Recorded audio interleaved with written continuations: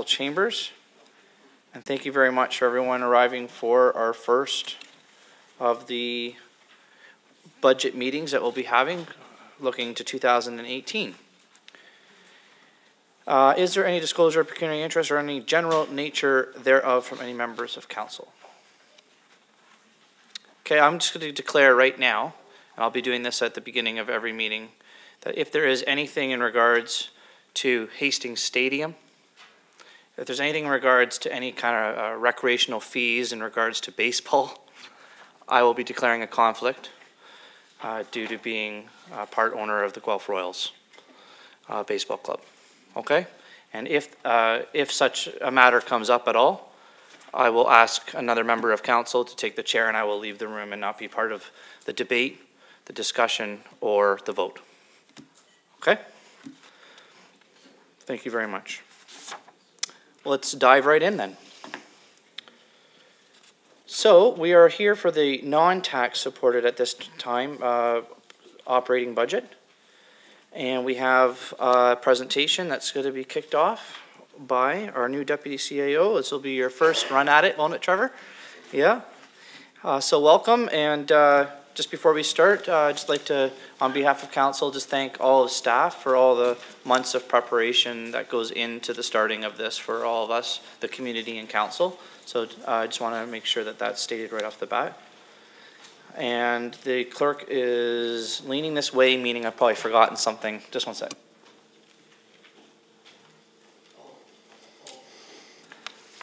Apparently the projector just needs a minute to warm up. So it wasn't me. Anyone want to talk about anything? Councillor Downer, yeah. Just sorry, I had a question before the meeting posed to me via email. Maybe I'll quickly get back to them. But I heard that we're live streaming this somehow today, and people want to know. Somebody asked me how they could access that. So I'll just quickly respond. Sure. So it is yes. So it is being live streamed through the City of Guelph YouTube channel. And if I'm wrong on that, staff member tell me. Nope, I'm seeing a thumbs up. Well, I'm 1 for 1 today. Show up on YouTube. Yes, it will. Yeah. Okay, so thank you, Councillor Downer. And in that 1 minute, we've got the slide up, which is perfect. So I'm going to turn it over to Trevor, and we'll get going. Good afternoon. Sorry, Trevor, again. I had Councillor Alt. No, I apologize. It was just, I was trying to very discreetly ask. I believe that the reason we're not broadcasting on Rogers, it's a Rogers scheduling issue, is that correct? Because I had similar concerns brought to me, and people were critical of the city, and as far as I know, it's Rogers, it's not us. No, so thank you. I'll just reiterate, this is not the city asking us not to be broadcasting it. It's a scheduling issue with Rogers. Yeah, absolutely. So what we're doing is we're taking the steps to be more transparent to make sure that everything's being broadcast, okay? Okay. Sorry, Trevor. Third time's a charm. Please go. Good afternoon, Mayor Guthrie, councillors and guests. For those of you who don't know me, my name is Trevor Lee, and I'm the city's Deputy Chief Administrative Officer for Corporate Services. This afternoon, we are presenting the non-tax supporting operating budget, as well as the capital budget, which includes both non-tax and tax-supported projects. This is my first budget with the city, and I have to tell you, I'm already impressed with the time and care that our staff have dedicated into the budget process, and especially the collaboration right across the organization that is critical to bringing this budget to fruition. It is evident in this year's budget that staff has listened to council and the public to deliver a strong budget and present it through improved corporate processes. It's through staff's collective effort that I can stand here this afternoon with confidence and present the recommended non-tax supported operating and capital budgets. These budgets reflect what we need to do in 2018 to sustain our infrastructure and build into the future to accommodate the growing needs of our community. The two budget documents you will hear about today give you a very clear picture of how we're continuously improving our programs and services that matter to our citizens, how we utilize all forms of funding available to us to lessen the ask of those citizens, and how our asset management data is giving us real-time, accurate information to help us develop forecasts that are defendable. We also have some challenges, not only with infrastructure backlogs, but also implementing a critical succession plan to sustain our workforce as it changes and evolves, even down to the impact of the standard of care legislation for drinking water. Our ever-changing climate also affects this budget. Challenges also include realizing more work needs to be done around our forecast years because they're not fully funded. The infrastructure levy is a start, but doesn't get us to sustainability without more effort and more commitment to doing the work that is necessary to sustain our future. Yes, your discussion and responsibility as council will be to look at all the information we will share with you today and throughout this budget process to ensure we remain fiscally sustainable.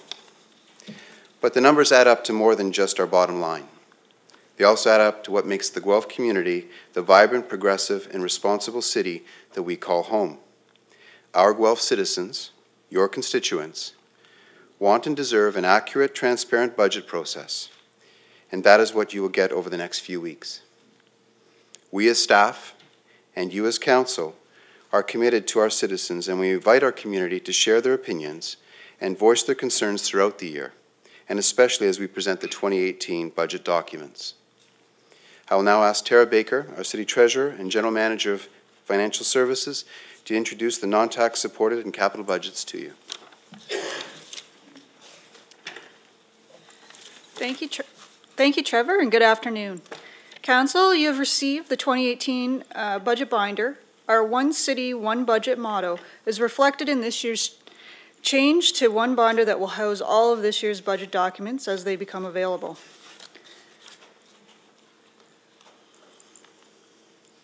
So before you is the budget timeline. Today we are focusing on the non-tax supported operating and the capital tax and non-tax supported budgets. We'll be back with you on November 2nd, where we will ask for your approval of these two budgets. Following today's presentations and delegations, again, we will be coming back to you to deliberate and approve these budgets. Earlier today, you received the budget binder and agenda materials for the November 8th tax-supported budget, and shortly following that, you will then receive the local boards and shared services budgets for November the 15th.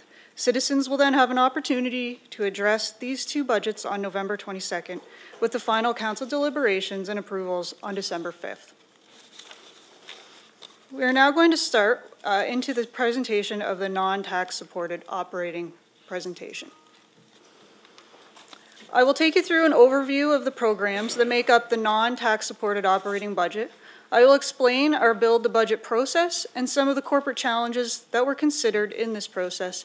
And then you will hear from our general managers who will share the 2017 accomplishments, the 2018 initiatives, and the expected changes for 2018, all that inform this budget. The 5 programs that you will hear about today are not funded through property tax, but rather by rates, fees, or charges applied directly to the end user, our citizens and our business members. Stormwater services provide flood prevention and pollution control. The fees associated with this service are directed towards the system maintenance, repair, and upgrades. Court services provides mandatory court services under agreement with the province, including administration, facilities, support, and prosecutions. This is a shared service with the County of Wellington. Court services has no control over the number of charges issued, and they also administer parking ticket fine collections on behalf of our bylaw office, which is a tax-supported business and not part of the shared service agreement with the county. Our Ontario Building Code Administration is responsible for the administration and enforcement of the Ontario Building Code. Our staff work alongside developers and homeowners to ensure their projects meet code, making the safety of those working on projects and those using the structure in the future priority. Water Services ensures our community has a safe, secure, and sustainable water supply. And finally, Wastewater Services delivers reliable sanitary services and high-quality effluent. In 2018, the 2018 recommended budget was developed to provide the best programs and services to our customers and our citizens. It builds on the good work staff have done this year and supports council-approved infrastructure planning, studies, financial plans, and corporate guidelines. The non-tax budget is a model of success for the city. Through years of solid financial planning, which has included the use of historical trends, our water and wastewater services are well positioned to reach sustainable level of capital funding, capital and operating funding within the next 10 years. By focusing on core services and programs that address community health and safety, legislative needs, staff have been able to build realistic budgets that enable us to live within our means while taking care of what we own and plan for the future. Through years of planned rate increases, water and wastewater services continue to build capital reserves to address the growth of the city today and tomorrow, but to also reduce infrastructure backlog of tomorrow. The city has been strategically replicating the sustainability model for our stormwater system achieved through transitioning the service to a user fee structure, and as well on our tax-supported capital program through the dedicated levy strategy. This is the second year of the stormwater user fee. The funding model council approved for stormwater balances the delivery of service with affordability.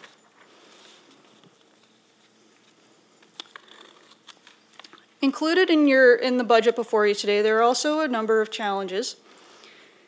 The first challenge that would be consistent between non-tax and our tax-supported operating budgets is compensation.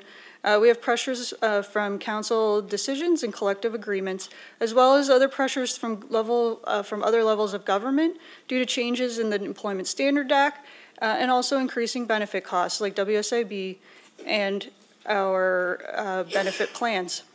Further, the city has pressures due to utility, natural gas, and fuel costs, but staff have been actively working to mitigate the impacts of this through initiatives led by our newly formed Climate Change Office. An example of this would be like working with Guelph Hydro to move the wastewater treatment plant to receive a Class A classification, which enables the city to access more favorable hydro pricing. This office is actively monitoring the city's utility experience to identify and recommend new and innovative solutions to reduce costs and generate efficiencies. The rate-supported infrastructure gap and backlog continues also to be a focus for this budget strategy. As previously reported by our asset management team, the city's current total backlog is estimated to be approximately $491 million, and of this, $271 million is attributed to water, wastewater, and stormwater, collectively. Our infrastructure is aging, and a proactive plan to ensure we have the funding available when it's needed is a critical factor in the city's ability to deliver safe and reliable water, wastewater services that our community can depend on. As previously noted, all three of these areas have a long-term financial strategy in place in accordance with best practice for bringing capital funding to sustainable levels over time, and the budgets before you include the impact of this strategy. The last pressure that the operating budget addresses is the constant pressure of growth. Our population is now over 130,000 people and continuing to grow. With this does come strain on our operations, including more underground linear infrastructure to maintain and clean, more customer service related requests for billing and locates, and more water, wastewater being consumed or treated, which impacts our goods and material costs. We often focus on the capital costs of the growth, but our operating budget is also impacted. The budget before you addresses these in an affordable manner. So at this time, we're going to move into the general managers presenting each of their operating budgets. We welcome questions at the end, and we'll receive questions from council at that time, with delegations following after. Again, this is strictly an information and discussion afternoon. No decisions will be made tonight, and we will be back again on November 2nd. So I will now turn the mic over to Keely Dedman to present the 2018 Stormwater Services budget.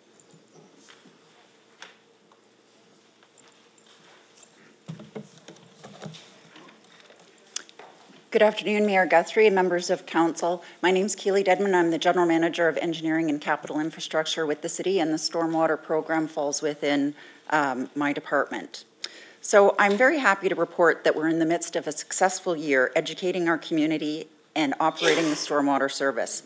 Last year at this time, Council had the vision to create the stormwater service and fund it through user fees instead of through the property taxes. This ensures a long-term, sustainable funding source to maintain the city's valuable stormwater system, which protects people, property, and the environment. This proactive approach is also setting Guelph up to be prepared for climate change-related severe weather events. You just need to look at the images from Houston this summer to see what the effect that stormwater can have on a community. There we go. So in 2017, we successfully established the stormwater service. This included setting up the customer database and billing system, as well as proactive education and communications, a customer service program, and implementing associated policies. You'll recall the starting billing rate was introduced at $4 per equivalent residential unit, and I'll refer to that as an ERU throughout the presentation, and that's each month. We're already starting to realize the benefits of dedicated funding for the stormwater service, and over the past year, we've completed high-priority capital projects and asset renewal. For example, we've invested in an overdue project to clean out accumulated sediment in 3 large stormwater ponds. Doing this returns the ponds to their original condition and volume, which reduces the likelihood of flooding during large storm events, and in turn, it protects our community. As well, resources were invested in best practices for operations and maintenance of our stormwater system. We do this to ensure current and future generations will receive suitable stormwater management services. We're also taking care of what we own through sound financial management. We've established a dedicated stormwater reserve to help us manage funding needs in the future.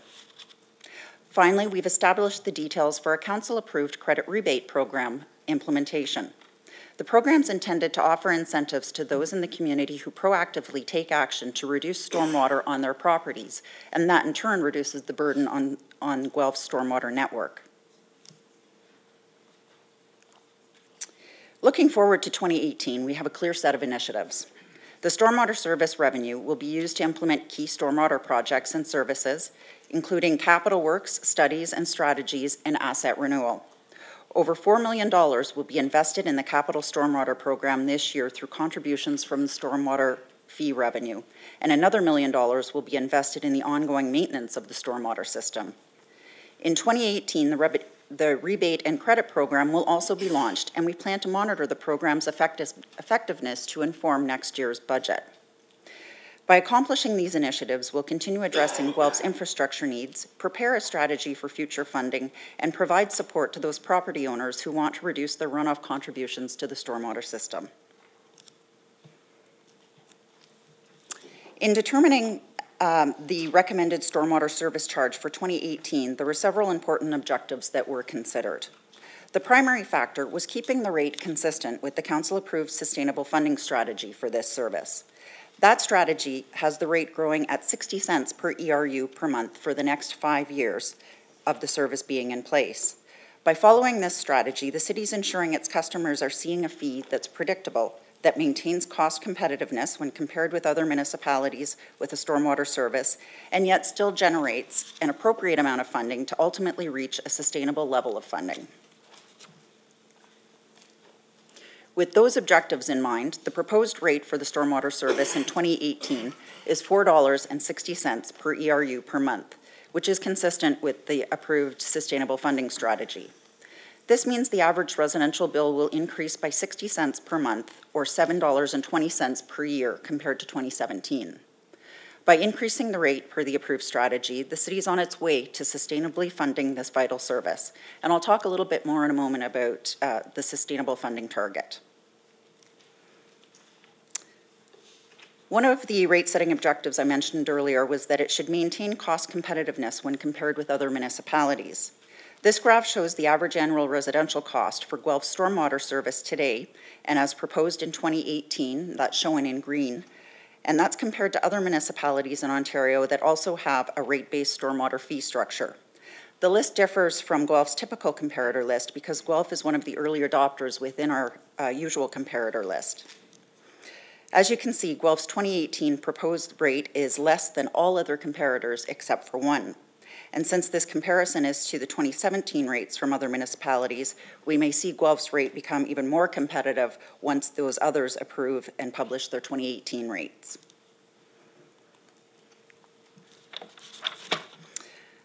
Finally, this slide provides a summary of some key changes for 2018. It's important to note that these amounts are not intended to be added together to seek a difference, but rather the figures that just factor into the overall development of the budget. First, we expect an increase of approximately $1.8 million in program revenue in 2018 due to an increase in billable ERUs through both city growth and also through system refinement over the past year. The increased revenue projection means that we're forecasting an increased investment in capital funding through the transfer to the reserve. An additional $1.4 million over the 2017 capital investment is expected, which means that almost $4.5 million will be transferred to the capital reserve in 2018. This is great news. At the same time, the sustainable funding target has also been refined through ongoing corporate asset management work over the past year. The sustainable funding target refers to the total cost to manage the stormwater system at a sustainable level, and that includes both the maintenance and the capital programs of work. So the combination of operating and capital needs. You'll recall that the sustainable funding target was originally estimated to be $6.4 million. We've increased the confidence level of our infrastructure data, and based on the current information, the refined sustainable funding target is $11.1 million. Through our corporate asset management work, we'll continue to refine this target over time. But for us to do that, we need to continue to invest in the programs of work that provide more information, such as proactive condition assessments and investigations. The increase from the original funding target estimate of $6.4 million to $11.1 million is significant. For context, the proposed funding level for 2018 is $6.05 million, which means we still have a way to go to reach that target of sustainability. So although revenues have increased, we now anticipate achieving sustainable funding levels by 2024 instead of 2021 if the sustainable funding strategy is continued. The refined sustainable funding target of $11.1 million equates to a billing rate of $8.20 per ERU per month. Other key changes to the 2018 stormwater budget include increasing funding of $385,000 for interdepartmental support. A minor correction to the slide is that of this amount, only $200,000 is for the Stormwater Locates program, while the balance is actually for the Maintenance Operations program. As well, the operating budget now reflects $330,000 to implement the credit and rebate program. So to conclude, the non-tax stormwater service has been highly successful in its first year, and the dedicated funding supports a critical service to our community. But as you know, and as you heard, we're not yet at a sustainable funding level to address Guelph's needs, including the existing backlog. Staff recommend a 2018 stormwater service budget as proposed that reflects the sustainable funding strategy at the predictable $4.60 per ERU rate. And with that, I will now invite Mr. Brad Coots, General Manager of Court Services.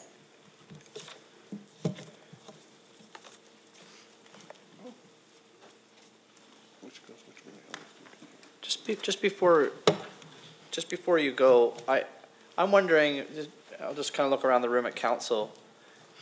I feel it might be better if there's council questions after each presentation, after each department. So, you know, there's the stormwater. Does anyone have stormwater questions? And then courts will come up, and any questions for courts. And that's the way I thought maybe we were going to do it, than to go through everything and then we got to go back. I would feel a bit more comfortable with that. I don't know if that works for council. And I've seen a lot of heads shake. And then, is that okay with you guys? I know you just walked 20 feet there, Brett, but. That's quite all right, Mr. Mayor. We'll ask you some stormwater I've canvassed, and I think that works well for staff. So so let's do that. So if you could go away, and Keely, if you can come back up, let's do that. Okay. So we have let's stick to stormwater questions. Does anyone have any? Now this will be interesting. Now no one has any. So we'll start with Mark, and then I'll come to this side. Okay, with you. Sorry, Councillor McKinnon, and then Councillor Gordon. Thank you, through Mr. Mayor. Just a Question about the crediting system with the stormwater. I know we've kind of approved an initial outline. One of the things whenever we were initially talking about it was the potential of kind of neighbors versus neighbors. So if one neighbor is saving money because they're instituting something, other neighbors may say, hey, you're saving money because you're costing me more because you get a credit.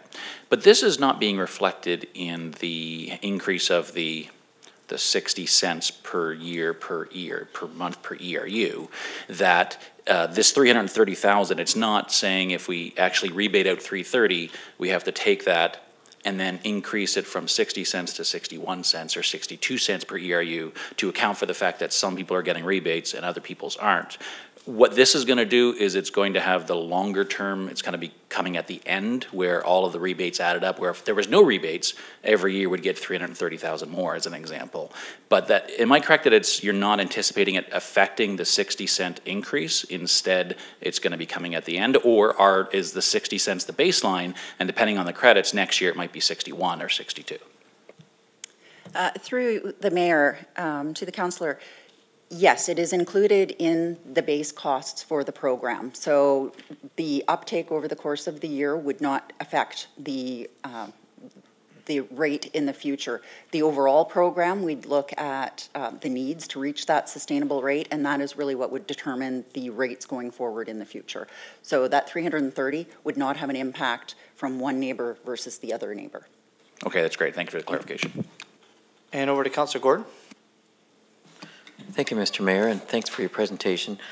I think this is a simple question. You mentioned the target for achieving sustainability, and it sounds like you can confirm this, that your department has extended the date to which we would achieve the sustainability so that to keep the rates as they were.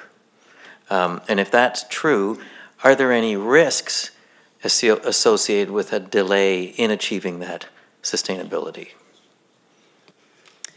Through the mayor, the extended date is, you're correct, is based on the 60-cent increase per year. We believe that that is important from a predictability perspective, from an affordability perspective, and also when we look at the rates and compare them to other municipalities. Within that period of time, we're also building up our capacity internally to deliver some of these programs, particularly on the capital side. So the risks would be mitigated by all of those other factors that we're looking at this point in time. And we'll also continue to refine that number as we go forward and we invest further in the condition assessments and the investigations that we're doing with the stormwater program. Thank you. I think just to follow up, so it sounds like you have assuaged my fear and fear of some others that if we are trying to save ourselves some, as residents, an increase now, would we be paying in the long run for it if we're lacking that sustainability now? But it sounds like you've got other mitigating factors that might address that. Through the mayor, that is correct. We do have the long-term program, and now with this sustainable level of funding, we have been able to set out a 10-year plan that addresses the highest risks first. So we would be mitigating any of those higher risk issues in the short term. Okay, that's helpful. Thank you. And Councillor Gibson. Yes, thank you through you, Mr. Mayor. Thanks very much, Ms. Dedmon. That's terrific. I'll take care of one question, elephant in the room.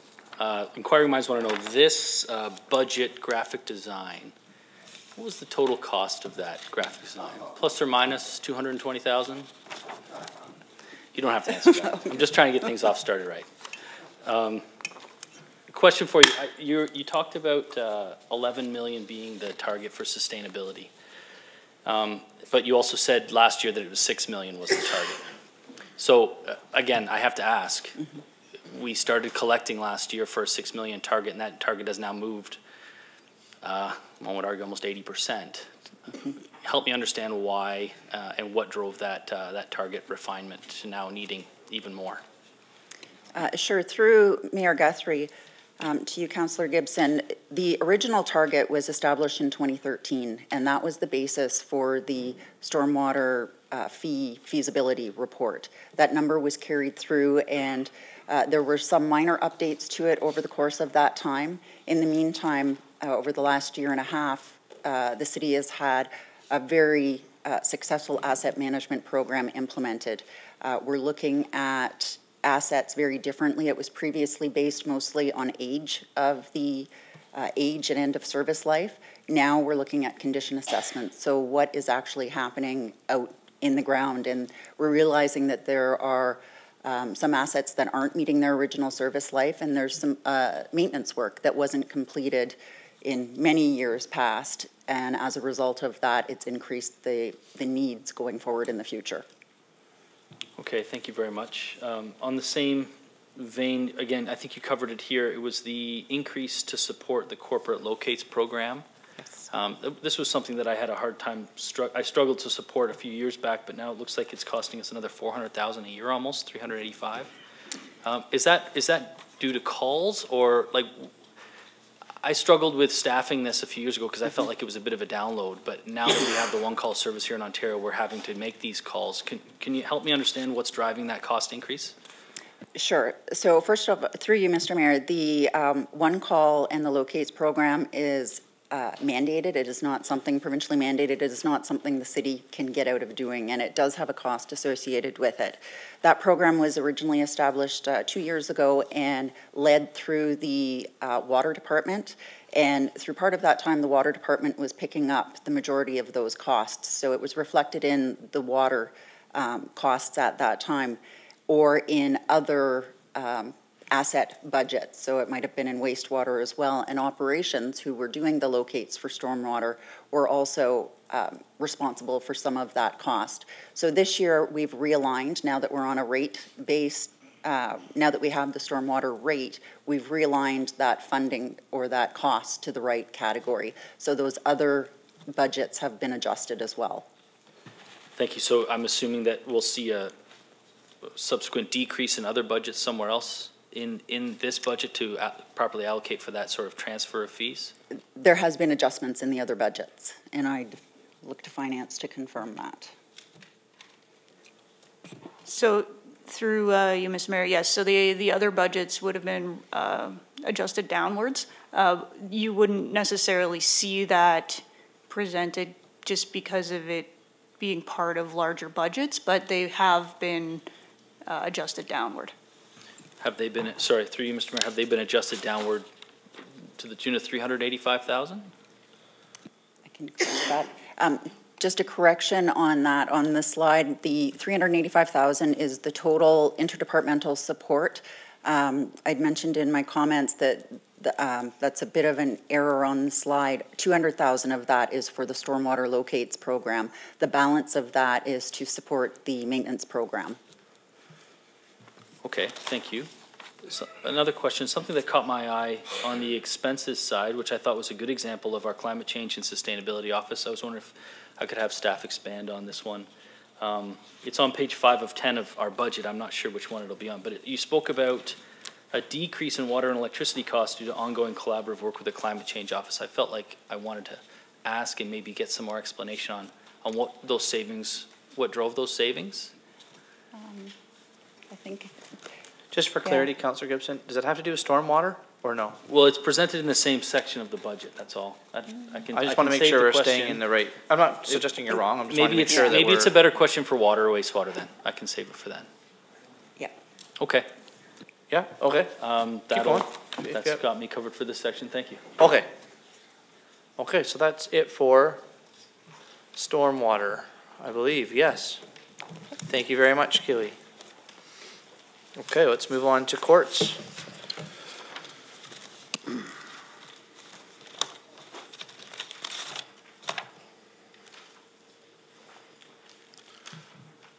Good afternoon, Your Worship, members of council.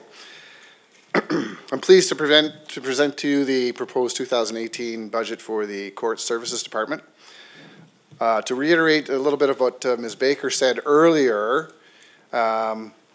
the Provincial Offences Court operation is a shared service, as you know, and it serves all of Guelph Wellington. So the city is the service provider under an agreement with the province, and the county municipalities are the serviced municipalities.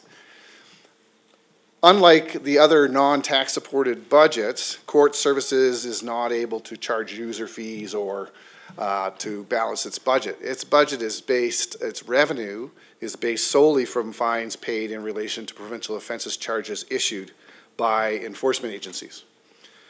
So the court does not have any control over the number of charges issued or the number of fines paid. So we don't control that portion of the revenue necessarily. So as such, what we have to do is to continue to be the agile, responsive operation that we have been doing over the last 17 years to account for fluctuating levels of enforcement in this court service area, which is Guelph and Wellington County.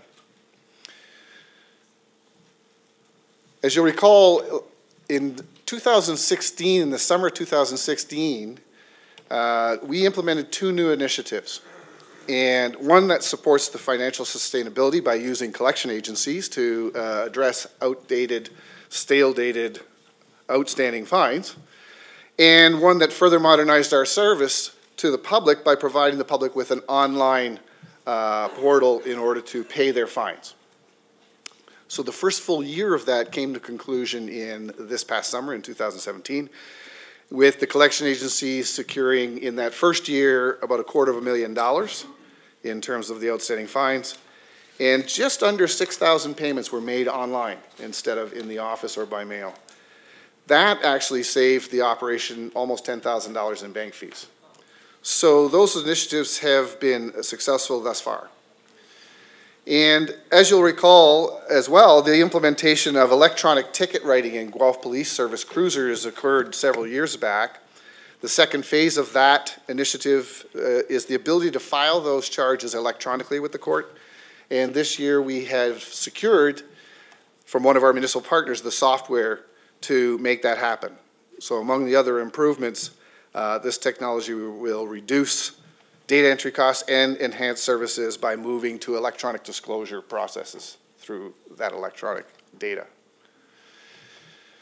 In 2018, we're looking at enhancing some of our services again with our stakeholders and with the public. We're implementing pre-authorized payment services for court patrons who have entered into fine payment plans. And then we'll also be implementing the new parking ticket administration software that will better interface with the enforcement officers in the field.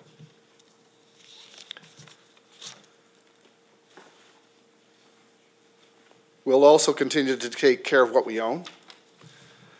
The historic former City Hall in which the court operates, and we will carry out some life cycle work, mainly some replacement of parts in some of our mechanical systems, and refurbish that front door there of the courthouse. We'll also equip our courtrooms with the technology and equipment to provide for digital evidence and remote language interpretation for trials. And as you'll recall, Mr. Mayor, you and some councillors and the city's senior staff had several delegations with the provincial ministers and senior provincial staff at AMO this past August in Ottawa. And one of the pitches that you made was for the province to support Guelph by encouraging the use of space in this court facility for provincial courts and tribunals that are either at capacity or that they're in facilities that really aren't conducive to the hearings that they're trying to conduct. The concept, obviously, is that where we have court space available, that we could use that by other courts, which would help to offset the costs of our operations. So, Mr. Mayor, members of council, I can tell you that the Ontario Court of Justice is now using one of our courtrooms 1 day per week over the next year. And so that's to address a capacity issue that they have just down the street. And we will continue to work with the provincial government to look at other tribunals and other levels of court that could use the facility. So I wanted you to know that that has happened already. This slide shows you the shared funding model, and we've put the 2018 proposed budget dollars in there. So we're projecting revenues of $2,740,300, and this is under the POA budget portion. Less the expenditures of $2,098,283 leaves us with $642,017, which will be distributed between the county and the city. The county receiving $243,908, and the city's share will be $398,109, and that will be transferred to the capital reserve, which will pay our annual debt servicing costs.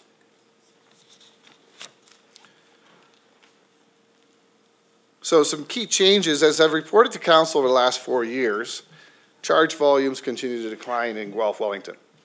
They have been doing so since 2013.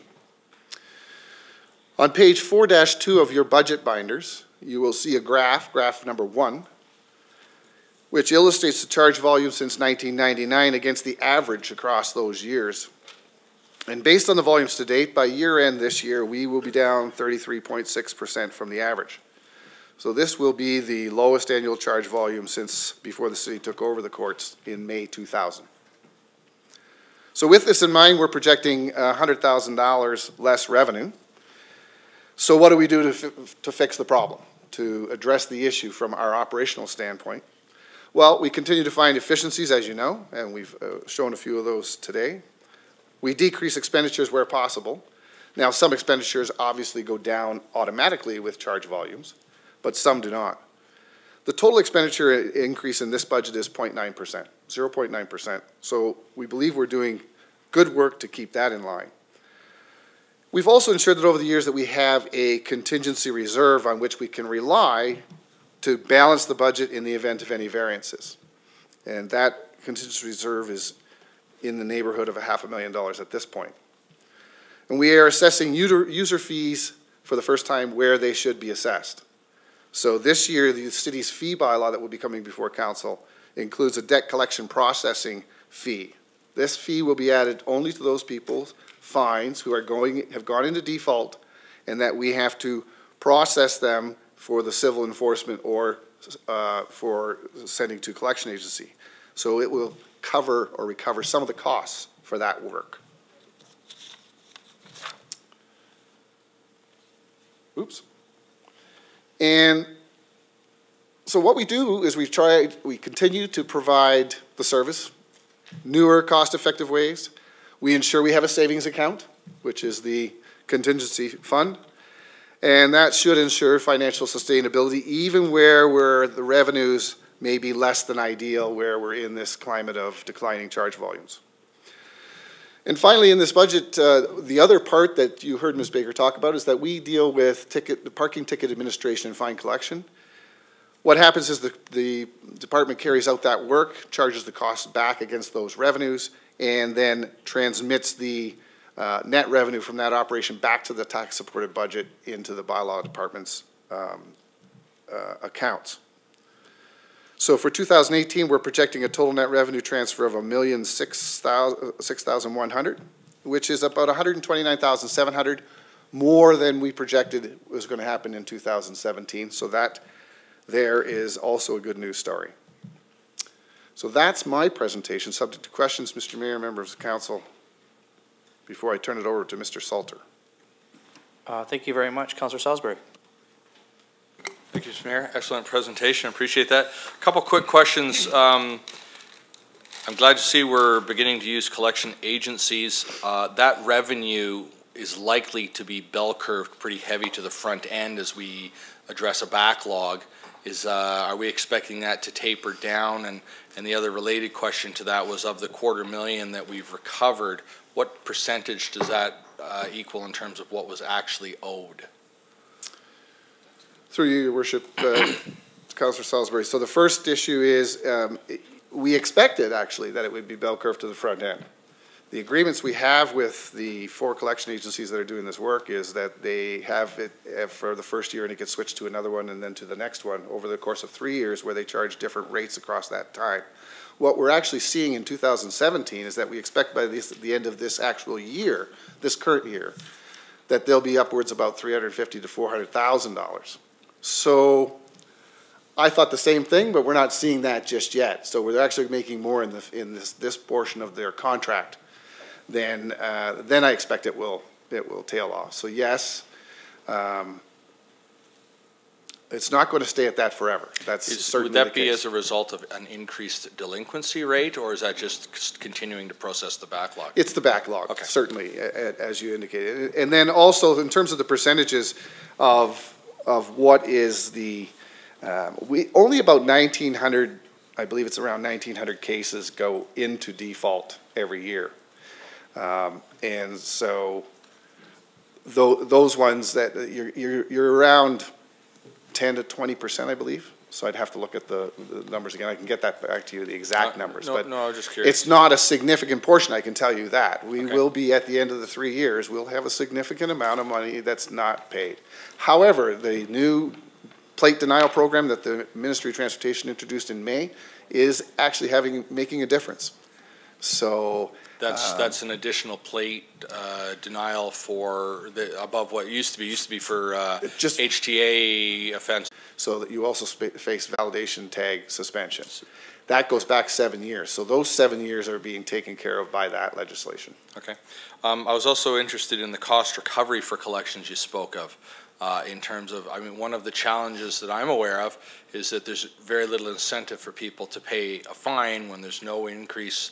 There's no service charge, there's no interest payable on these, so if somebody's incurred fines from like the 90s, they can sit on it forever and there's no cost to them. Can you speak to, it sounded as if we're beginning to address that, the cost recovery for collections. Can you speak to that a little bit? Yes, through your worship to Councillor Salisbury. So the issue is around, there actually is some escalation of costs. So there's money that goes on, that's regulated fees that go on. But this is where we're filling that gap with this fee that we're recommending to council because it's one of the areas that's not regulated fee. And so there are some costs, and then what happens is when people get suspended, they now not only have to pay the fine and the additional costs that were on it, which could be anywhere between $40, $80 extra, but they're also going to have to pay $198 to the ministry to reinstate their license. Okay. So it does get higher as things happen. A $52 ticket becomes extremely expensive. But again, these would be motor vehicle related charges only. Correct. Correct. Okay. With regards to other charges that are not motor vehicle related, where we don't have that capacity, are we able with some new permissions to recover those costs for collections? It's still the same costs that were in effect before, so when they get into default, there's a cost, but then there isn't a license suspension available to us, but this cost will apply. Okay. The other question I had is you spoke to expanding the use of our courthouse by other levels of courts. Great idea. I'm just curious as to what our percentage of capacity is. How much space from a capacity perspective do we have? Are we normally running at 50, 75, 90% capacity, or, you know, does it vary? We're probably around 60 to 70% when we take into account that one of our courtrooms is used quite often for OMB hearings on a regular basis. Criminal court, the second courtroom is used by criminal court quite often, and we also have pretrials in there. So I would say 60 to 70%. So we got 30% available that we could fill that. Okay, thank you very much. Excellent. And over to Councillor Gibson. Thank you, through Mr. Mayor. A quick question for you, and I stand corrected if you've corrected this. In the budget binder that you circulated to us, we're looking at slide 20 of your presentation talked about the 2018 shared funding models. So if I go to my budget binder, and this may have been corrected since, but in my budget binder I do have in total revenue 2.74 million. But the expenditures in the budget binder also say 2.74 million. And then the net total would have been a zero, like net revenues would have been zero. Has that changed since the budget binders was released? Or am I reading this wrong? Because I like the sound of net revenues of 642, but I don't know that it's presented that way in our actual budget binder. So through you, Mr. Mayor, so help me out here again, Councillor. So you're looking at page 4-3, I take it. If it's been reissued, or if I'm reading it wrong, just help me understand. Well, it should be accurate. The written one that you've got in your binder. 2018 recommended, I see total revenues of 2.74 million. Then I see total expenditures, though, of 2.74 million for a correct net budget before transfer is zero. Okay. So I just wanted to know how do we reconcile So how that this works is if you look at the government transfers line, it's showing that's the government transfer line to the county. That's the net revenue that would have gone is showing as an expenditure, 243,908. And then the other amount of that 600,000 that we were talking about as net revenue is the debt charges, 398,109. That's our portion that goes to the goes to the debt payment. So they end up as expenditures, and that's why it zeroes out. I see, so I'm looking up in an expenditures line, even though it says zero, okay. Yep. Thank you for reconciling that for me, I appreciate it. And a couple more, Councillor Hoffman. Yes, thank you, through you, Mayor Guthrie. Brad, I know we've had this conversation in the past, but can you explain to council why we're experiencing the decline? I know we had it last year, I'm not recalling exactly why. So through your worship to Councillor Hoffman, I can't explain. I don't have that information as to why things are happening on the road. I can only tell you the facts of what we know that's being filed. So, but I do think that that's maybe a question for the chief of Guelph Police and also the inspector of the OPP. So they both carry about the same amount of load normally, and they are by far the largest two agencies issuing charges for moving violations, of course. Appreciate your response. Thank you, Brad. And over to Councillor McKinnon. Thank you, through Mr. Mayor. Certainly looking at the presentation sounds like a pretty good story, and we've had a couple discussions every budget season about, should we be in this business? Looking back at 2015, cost us $600,000 we lost. 2016, the approved budget was only anticipating a loss of $12,000, but it's actually showing that we lost almost $500,000. So it certainly trends seem to be going up if we're making $600,000 in the projected budget, which is great. But in the 2016 budget, the actuals versus the projected was quite a substantial miss on the anticipation for that. How accurate are we determining with these numbers of the 600,000 profit? If we were out by 500,000 for the 2016 budget, are we going to be out by another 500,000, or what factors may come into indicating that this number is actually fairly accurate, the excess you're projecting this year for 2018? So through you, Mr. Mayor, to the councillor, a couple of things. First is I thought 2016, so the end of last year, actually ended up as a significant positive variance at year end. Is that what you're talking about? You just looking at the... It was upwards of 500 and something thousand and that's why the reserves are the way are comfortable now. So just making sure that I understand, because I might have been misreading the bracket. So on the 4-3 in the budget binder, it has the net budget before reserve transfer is the negative $500,000. Is that actually a good news story? Well, that's the positive. That's a positive number in the brackets. So the brackets is a positive, yep, because it's an expense. No, okay, that's great. So in that but case, I can still then, answer your really question. well. It's a bit of a fluid issue, right? So we have to do a lot of trend analysis and do the best we can. What usually happens is we're pretty close most of the time.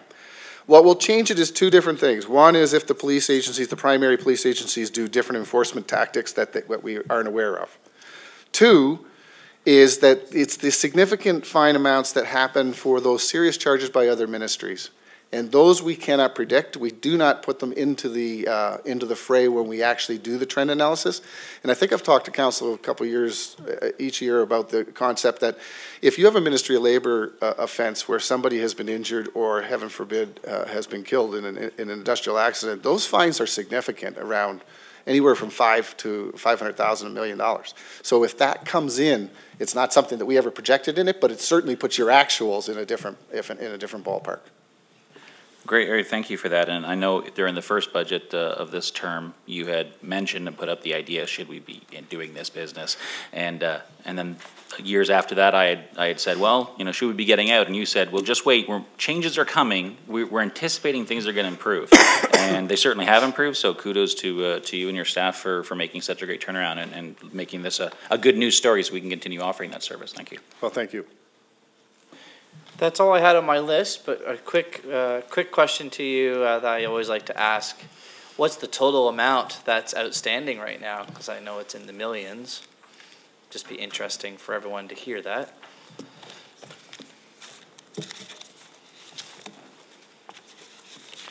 I have that number, Your Worship. Roughly. I won't hold you to the dollar or anything. Now, Your Worship, as long as we understand that this was, much of this stuff we had written off from an accounting perspective before, we pulled it back and sent it all to the collection agencies. Correct. So The number of, the dollar value of outstanding at the collection right now is 16 million, in that range. About 28 to 29,000 cases. However, when we send it with so many million when we send it, and then the additional stuff that goes into default every year. Yep. The only thing I can tell you is the good thing is that the propensity to pay in this jurisdiction and across the province seems to stay around the same, around 65%. So that's what sustains these operations. Yep. Thank you very much. I just thought it would be interesting for everyone to hear that number. So thank you very much. Thank you. Okay, that's it for that one. I think we have Todd. Todd Salter, next. General Manager. Great. Come on up, Todd.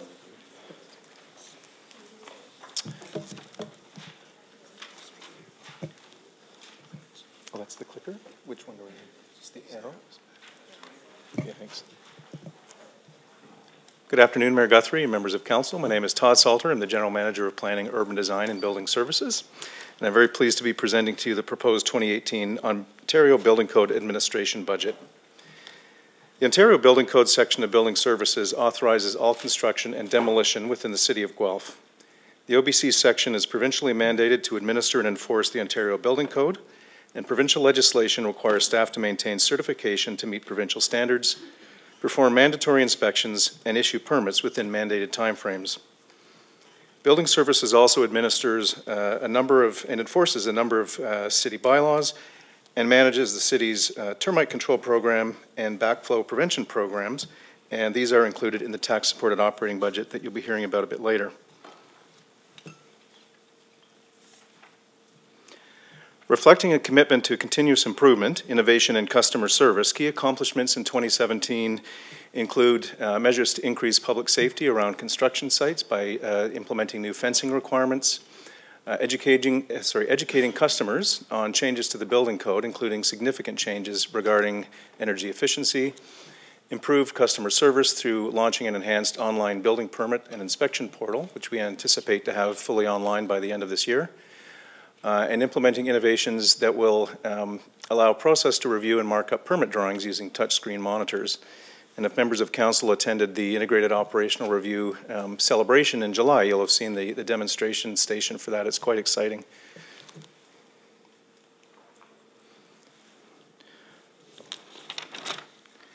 Building on the work completed in 2017, 2018 will see the rollout of continuous digital service improvements that will allow for greater convenience and faster information sharing with our customers. This will include enabling electronic drawing and documentation submissions for all building permit applications, more e-processes through the online public portal, so expanding from the residential processes to all types of construction, including industrial, commercial, and institutional, as well as online revision processes, and allowing for real-time construction project status updates to our customers. With respect to our people, we will continue to collaborate with Human Resources to develop a workforce plan to ensure a continuation of high-quality customer service is maintained while we experience an anticipated 25% retirement rate over the next 5 years. And workforce planning, as you know, is part of the Talent Blueprint Initiative under our corporate administrative plan. So 2 key changes highlighted in our 2018 budget. We're projecting a $350,000 increase in revenue based on historical trends, as well as changes to our fee rates and structures that Council approved earlier this year. And we're also anticipating, projecting a $224,000 and change decrease in the transfer from the reserve fund to revenue, due to revenue increases and the mitigation measures that Council approved earlier this year.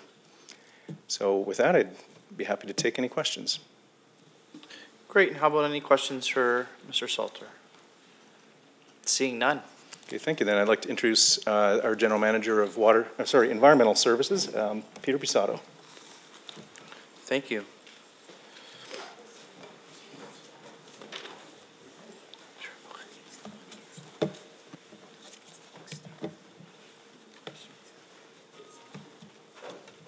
Well, good afternoon, Mr. Mayor, members of council. I don't know if I can be that brief. Okay, I'd like to walk you through as briefly as I can both the water services and wastewater services rate-funded budgets.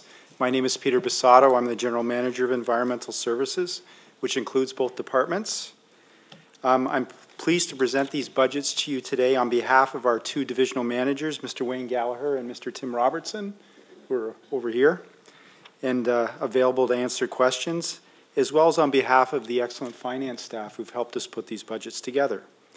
We believe the budgets we're proposing for you today are accurate, balanced, and affordable, and these are consistent goals with council-approved rate-setting objectives.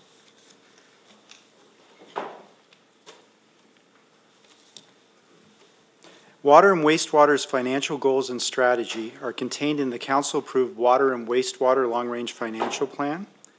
These plan goals include sustainably funded utilities, and as reported earlier, we're well on our way to achieving sustainability, limited financial risk through operating and capital reserves, limited debt issuance, and affordability. The recommended 2018 budgets comply with the financial plan as well as the city's debt policy and reserve funding policies and targets. With the use of our rate model, finance staff have helped develop rate scenarios that meet the above targets, avoid rate spikes for our customers, and ensure competitiveness with the rates of our neighbors, and I'll show you that in a second.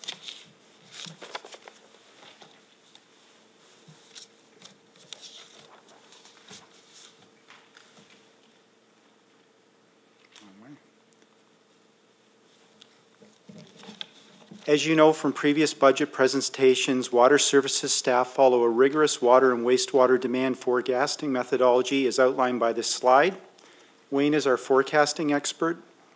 More information on this methodology is available as part of the online communication supporting the 2018 non-tax budget transmittal.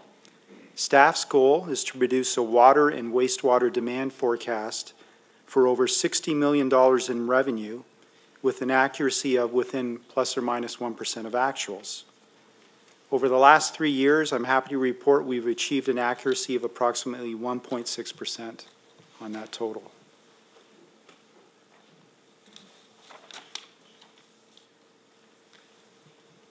Both water and wastewater continue to experience a decline in billable consumption, with less water being used by all customer groups. Declining use does have impacts on rates. However, this trend also provides benefits with respect to our finite water supply, limited wastewater discharge capacity, and cost savings through not having to pump or treat more water or build expensive new supply, treatment, and transmission infrastructure to support community growth. Reduced consumption also benefits customers directly in lower water bills. We are proud of these hard-fought conservation gains that have been supported by Council over the last decade, and staff continue to be successful in achieving the time-paced water reduction targets of the Council-approved Water Supply Master Plan and Water Efficiency Strategy. To help bring these savings into context for Council, the achieved in-year equivalent savings of approximately 494 new single-family homes has been achieved.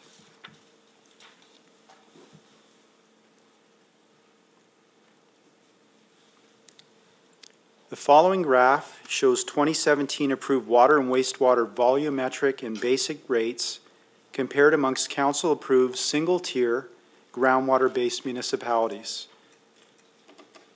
As you can see from the graph, Guelph's water and wastewater rates are the lowest amongst the council comparators when ranked amongst this group.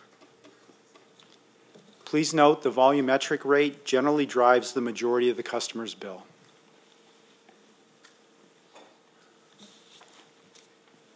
This next comparison graph provides a larger sample size of all council-approved comparators and municipalities responsible for water and wastewater services. We've applied Guelph's average annual household demand of 180 cubic meters a year to the rates from each jurisdiction, and these are their rates last year, but we're showing our proposed rates for 2018. Guelph's 2017 average annual household water and wastewater costs are 16th amongst the highest of the 26 comparator municipalities, which places Guelph 3 spots above the group median. And I may have been mistaken on that. These may be 2017 rates across all of the communities.